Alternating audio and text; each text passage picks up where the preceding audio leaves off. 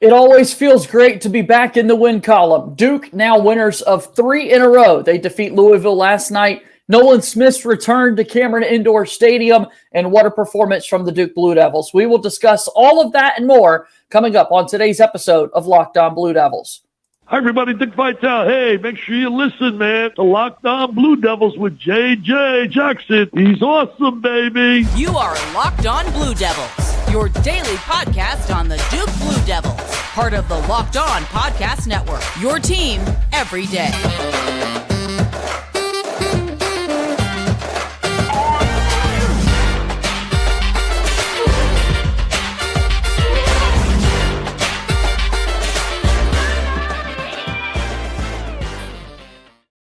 Hello, everybody, and welcome into another episode of the Locked On Blue Devils podcast. My name is JJ Jackson. So great to have you here with us today on this Tuesday. Locked On Blue Devils is your daily podcast devoted to everything going on in the life of Duke athletics. Coming up on today's show, my very good friend Kevin Connelly is back with me once again, as he is each and every week, to discuss what's going on in the world of Duke basketball. Last night, Duke with a big win over Louisville. They knock off the Cardinals 79-62 as Duke gets their 20th win of the season.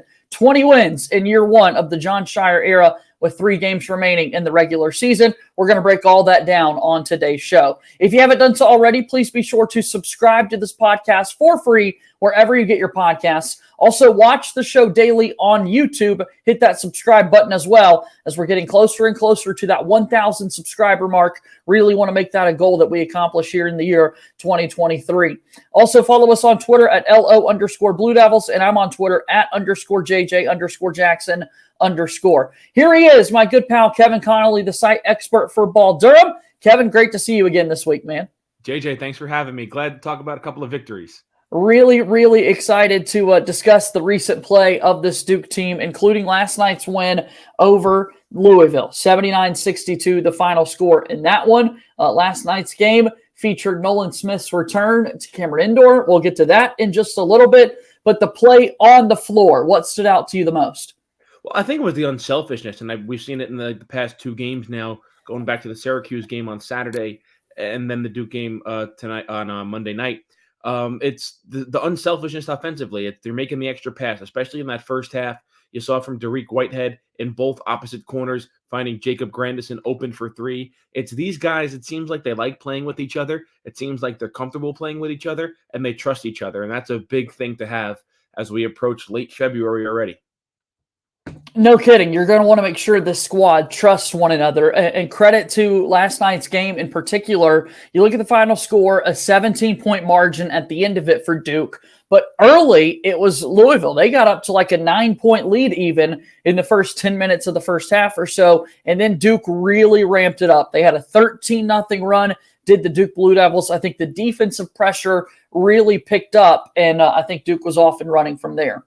Yeah, after that first media timeout, which I think came a little late after it the 15 mark, Duke outscored Louisville 33-15 over the final. I think it was like 13 minutes or so of that first half. But L. Ellis came out firing for Louisville. Durham kid playing in Cameron. You know, obviously every time he has a chance to do that means a lot to him. And he was on something special there for those first 7 minutes leading Louisville. But after that first media timeout, Shire seemed like he was able to calm the guys down, get them to focus, and they were off and running really ever since.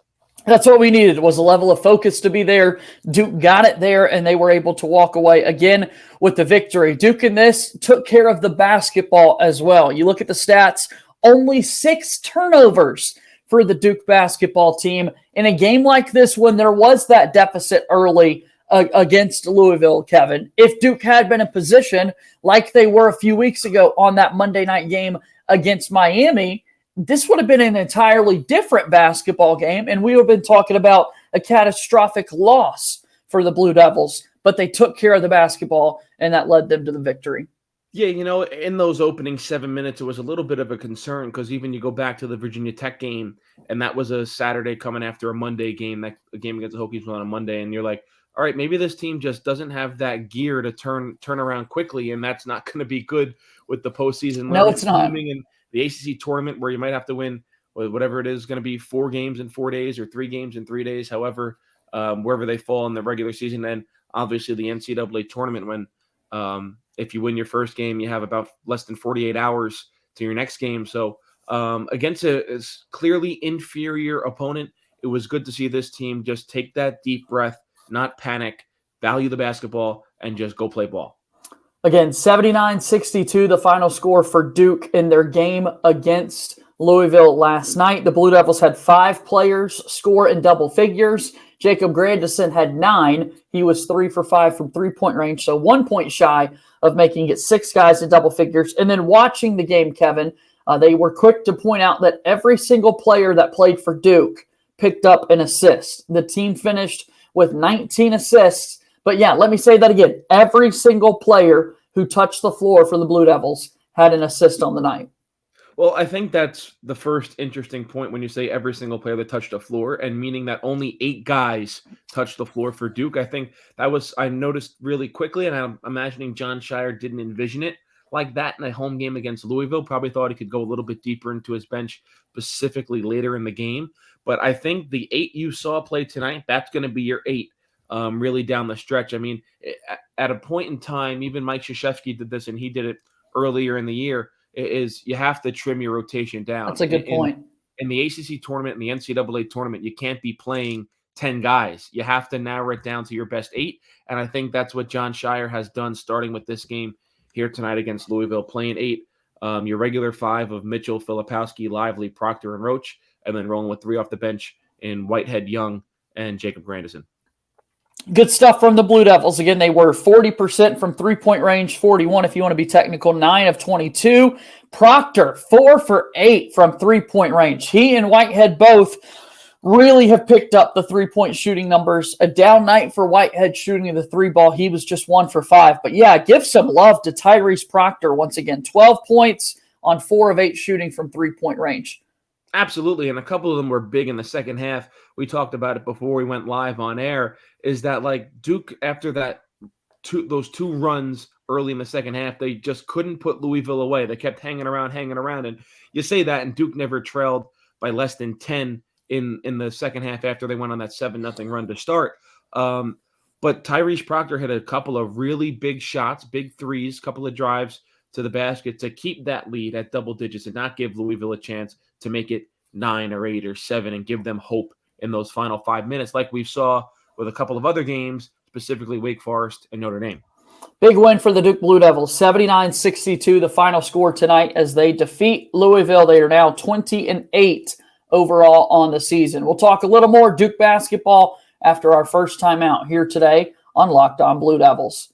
Locked On Blue Devils today is brought to you by our friends at Built Bar. Are you looking for a delicious treat, but you don't want all the fat and calories? Well, then you've got to try a Built Bar. This is the perfect snack for you. What makes Built Bars so good? Well, for starters, they're covered in 100% real chocolate. Yep, that's right, real chocolate. And they come in unbelievable flavors like churro, peanut butter brownie, and coconut almond. I'm not sure how Built does it, but these bars taste like a candy bar while maintaining amazing macros. And what's even better is that they're healthy. Only 130 calories, 4 grams of sugar with a whopping 17 grams of protein. All right, now you can also go and shop with them and get them at your local Walmart or Sam's Club. That's right, you don't have to only shop online at Built.com. These days you can head to your nearest Walmart or Sam's Club and pick up Built Bar today. Built Bar is a proud sponsor of Locked On Blue Devils.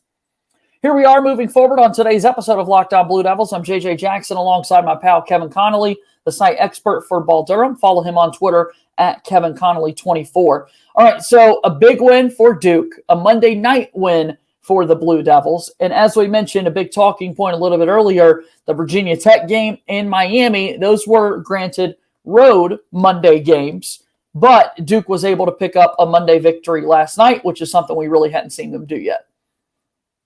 Yeah, and it was really great because you have this 3-game homestand just about to wrap up the regular season before you have to go to the Dean Dome on that final Saturday. So it felt like this was the easiest of the 3 games for Duke, considering it comes against Louisville. But Virginia Tech and NC State, they're going to play them tough. But I expect Duke to come out on top in both those games, revenge games, because Duke got handed a loss against NC State pretty badly and then faltered down the stretch against Virginia Tech.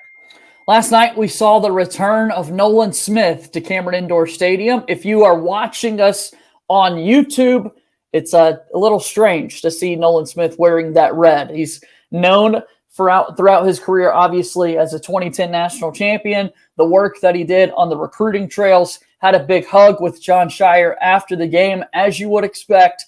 Very friendly still. I'm sure those guys are communicating all the time, the bond that they have as brothers. But Kevin, I don't know about you. It was really, really strange to see Nolan Smith on the other bench inside Cameron Indoor Stadium. Yeah, first time in his life he's at a game inside Cameron, and he's not either there as a Duke coach, a Duke player, or a Duke fan or recruit, really. Right. First time he's in Cameron, and he's not rooting or hoping Duke wins the game. So certainly a little strange, but good to see him back down in Durham. Yeah, tough year so far for Louisville. We'll see what the future holds for that coaching staff, Nolan Smith in particular. I think Louisville's going to be able to turn it around in years to come. They were very competitive. What a feisty bunch it was. But we've seen Jeff Capel as the Pitt head coach make a few trips back to Cameron Indoor after his playing days and time spent on the coaching staff.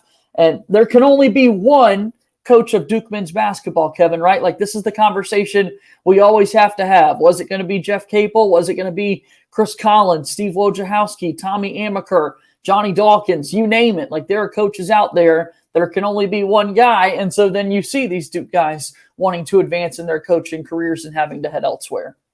Yeah, it was interesting because it felt like Nolan Smith made the jump because now he's an associate head coach at Louisville, and he wasn't going to get that promotion at Duke under John Shire once he officially got the job. So it made sense for him professionally to leave, because now I guess you can see that a head coaching job is probably in his future down the line. How many years down the road, I don't know, but it feels like it'd be easier for that to come to him in his position right now at Louisville than just as an assistant coach at Duke. 79-62, the final score for the Blue Devils as they knock off Louisville last night. Over the weekend, Duke went up north to take on Syracuse and won by 22. What a win that was for Duke. Yeah, that was fun to watch, especially late in that first half when they went on that, whatever it was, 21-2 run or something like that. And it was again, I talk about the unselfishness, the ball movement. I talk about the assists. That's really the first part you really saw it in that Syracuse game, and everything was working. And one person I guess we haven't really highlighted from Monday night's game and also Saturday's game is Mark Mitchell. I think Mark Mitchell is really starting to come into his own now for this Duke team, as is a lot of players. But in the middle of that Syracuse zone, he was efficient. He was ready to go. He knew what he was going to do with the basketball as soon as he caught it in that middle of that zone. He didn't hesitate. And you saw the same thing tonight or Monday night against Louisville. In the first half, he was a little bit more aggressive and a little more efficient than in the second half. But down the stretch in that second half, he had a couple of big plays in the lane to keep that Duke lead at double figures. Yeah, Mark Mitchell against Syracuse had 8 points and 5 assists. And then in the game last night against the Cardinals, he had 13 points on the day. And really, in this 3-game winning streak, Kevin, let's go back to the game that started it, Notre Dame. Duke finally gets the win after the Virginia game with no call at the end of it on Filipowski. And who is it? It's Mark Mitchell that hits the corner three-pointer to ice that Notre Dame game. Yeah, he's really picked it up.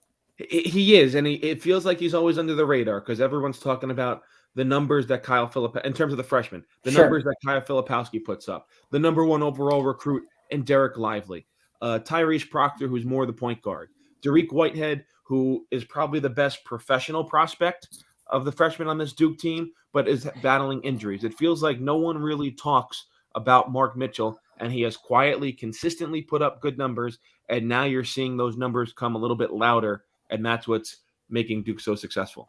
20-8, the overall record now for the Duke Blue Devils, who have 3 games left on their schedule here to close out this 2022-2023 regular season. And then, of course, they'll get set for the ACC tournament and the postseason of the NCAA tournament as well. So let's take one more time out here on the show, and we'll wrap up our program right after this on Locked On Blue Devils. Locked On Blue Devils here today is brought to you by our very good friends over at LinkedIn. LinkedIn is absolutely something that you want to integrate if you're a small business owner or hiring manager. LinkedIn Jobs is the best place for you to hire qualified candidates more efficiently by matching open roles with people who have the skills, values, and experiences to help you achieve your goals. LinkedIn Jobs helps you quickly attract qualified candidates to your open jobs with targeting tools. They go beyond resume data by using insights from your job post, company, and their 875 million member profiles to put your post in front of the most qualified candidates. LinkedIn Jobs helps you find the qualified candidates that you want to talk to faster. Post your job for free at linkedin.com/lockedoncollege. That's linkedin.com/lockedoncollege to post your job for free. Terms and conditions apply. Moving forward here on today's episode of Locked On Blue Devils, JJ Jackson alongside my pal Kevin Connelly, the site expert for Ball Durham. Tell me about Ball Durham, Kevin. Ball Durham, we're rolling in basketball content now as March continues to inch closer. Now just 7 days away from March 1st. It is coming up quick. So we got all Duke men's basketball content. We got women's basketball content. They're a top 10 team in the country. They're rolling towards the postseason as well. So a whole lot of basketball coming at you on Ball Durham. Check us out every day. We have new content coming up every morning, every afternoon, every night. Follow us on Twitter at @ball_Durham. And it's www.balldurham.com every morning. Tell me what you were able to get out of All-Star Weekend, Kevin, because I know you guys stay on top of content, and the Blue Devils were sure to deliver for you. Well, Jason Tatum, NBA All-Star Game scoring record. He lit it up on Sunday night. Now, I know the NBA All-Star Game is basically a glorified shooting contest, but man, was Tatum good. 27 in the third quarter, set an NBA All-Star Game record, and was named the Kobe Bryant MVP. So Jason Tatum showed out for the Blue Devils on All-Star Weekend. Kyrie played well, too. I mean, it was an awesome weekend for Duke, man. Yeah, Kyrie, I think he had like 32 and 15 assists. Zion, unfortunately, not able to play with a hamstring injury, but JT and Kyrie absolutely showed out this weekend. All that stuff can be found at Ball Durham. Again, Ball_Durham on Twitter. All right, so next up for Duke, they're back in action on Saturday. Another home game for the Blue Devils. They remain unbeaten at Cameron Indoor Stadium, and revenge is going to be on Duke's mind coming into Saturday's game, right? Absolutely. Get Virginia Tech at home, prime time. I think it's 8 o'clock, ESPN, Saturday night. Cameron should be rocking. This team is peaking. This team is playing as well as they have all season long. I think Cameron will be jumping, and I think Duke's going to come away with a victory. Biggest thing is to keep Virginia Tech contained from outside the arc. You do not want them getting hot early on Saturday night. Yeah, no, you're right. Right now, of course, we'll continue to monitor this throughout the week. It is an 8 p.m. Eastern start on ESPN from Cameron Indoor. The ESPN Basketball Power Index and ESPN Analytics give Duke a 75.8% chance to win the game at home against Virginia Tech. But we know in the matchup earlier in the season, Grant Baselli, Hunter Couture, they had big-time games for Duke. So at least when you talk about incorporating a scouting report, they've seen these matchups before. They know what it looks like going up against the Hokies. Yeah, and it feels like Virginia Tech has had Duke's number as of late a little bit. You look back at last year's ACC Tournament Championship game, obviously this year's game in Blacksburg. So it would be nice if Duke could put a complete defensive performance together against the Hokies. Really excited to see Saturday's game to see if Duke can continue their winning ways and push that winning streak to 4 games. Again, big-time performance for Duke last night. Derek Lively continues to get more comfortable. Filipowski, Ryan Young, Mark Mitchell. All of a sudden, we're worried about the three-point shooting. And here we've had a couple of games in a row where three-point shooting has been impressive for Duke, but it's still that interior presence, the post offense, that I think is going to make some noise for Duke in their run in March. Yeah, and I talked about it last week when we were previewing the Syracuse game a little bit, the high-low game. And you saw Louisville. Yes, you did. You saw Louisville go to a little bit of a zone and certainly wasn't effective. But Duke getting the ball at the free throw line and just the length of Derek Lively down low sitting on that baseline makes it almost an impossible task for the player at the center possession in the middle of that zone. He either has to commit to the guy with the ball at the free throw line, who is very adept, whether that's Kyle Filipowski or Mark Mitchell, of just pulling the trigger and making that shot, or an easy lob anywhere near the basket, and the 7'4" wingspan or plus of Derek Lively can just go get it. How about obviously the defense has been there for Derek Lively, but last night's game, we saw 2 blocks from Ryan Young, kind of back-to-back possessions that are late in the second half. Really good to see those defensive moments because that's been someone, Ryan Young, talking about him, that we've been a little critical of his defense, Duke fans have throughout the year. Yeah, absolutely. And like I've said before, Ryan Young is that player where you don't want him on the floor for 20, 25 plus minutes. You want him on the floor for like those 10 to 13 minutes per game. And you want him just being efficient. You want him rebounding. You want him finishing shots in close. If he gets to the free throw line, you got to knock him down. And that's what we're starting to see. It just feels like it's the perfect storm right now for this Duke team. And everything's coming together at once, and it's really encouraging, and it gives I feel like a new sense of optimism around this team because you looked at after that victory against North Carolina, you get steamrolled by Miami 2 days later, and it takes a lot of the wind out of your sails where it's like, all right, maybe just they beat a bad North Carolina team at home, and then they get robbed against Virginia, and you're like, all right, well, things certainly aren't falling this team's way now, and they have followed it up with 3 victories now, albeit against 3 non-NCAA tournament teams, but they looked a lot better in doing so. So I still think there's a lot of positives to take from these last 3 games for Duke. Duke is now 11-6 in the ACC standings, same record as NC State in those ACC standings. Again, only 2 teams in the conference right now are ranked in the top 25. Number 6, Virginia, number 13, Miami. So the ACC not as top-heavy in terms of national power as we've seen in recent years this season. Yeah, Matt, and I wrote that in a column that I posted on Monday morning when the selection committee dropped the top 16 seeds on Saturday. And the biggest thing I said, Duke is safely in the NCAA tournament, barring a catastrophic loss that would have come Monday night against Louisville. They're not really going to have that catastrophic loss on their resume from here on out. But there's no chance for good wins or resume-building wins for Duke on the rest of their schedule because, all right, you took care of Louisville. You have 2 more home games upcoming in Virginia Tech and NC State. And I don't know their net off the top of my head, but I know they're not quad 1 games. They might even be quad 3 games or quad 2 games. It'll be a quad 1 game against Carolina in the regular season finale. But in the ACC tournament, if Duke wants to significantly improve its seeding, I know it'd be a tall task trying to go through Miami and Virginia to win the ACC tournament championship, but that's what they might have to do if they want to try and get up to that 4 line. We'll see what Duke can make happen as they get ready for March. And, of course, we'll see what happens on Saturday when they take on Virginia Tech inside Cameron Indoor Stadium. Kevin, as always, so grateful for your time. Thanks once again for being on the program today. Thanks for having me, JJ.